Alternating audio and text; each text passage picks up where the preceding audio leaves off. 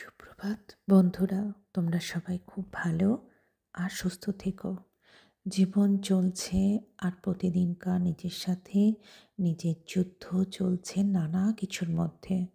জানো তো, কেউ যদি কারোর ক্ষতি দেখে, কাউকে খারাপ দেখে আনন্দ পায় আর খারাপ রাখার কারণটা সে নিজে হয়, জানবে তার জন্য ঈশ্বর ঠিক জায়গা করে রেখেছেন।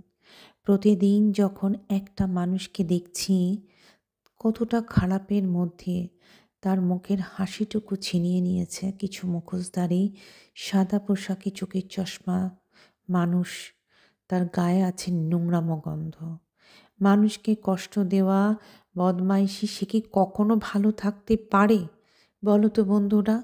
হ্যাঁ, সে ভালো আছে আর মিথ্যার গদি আর চোরামা অর্থের গদির ওপর অন্যের মুখের হাসি আর সুখটুকু কেড়ে নিয়ে যে বা যারা, আমি ঈশ্বরকে বলবো, তুমি দেখো ভগবান, বন্ধুত্বর নামে বলবো কলঙ্ক।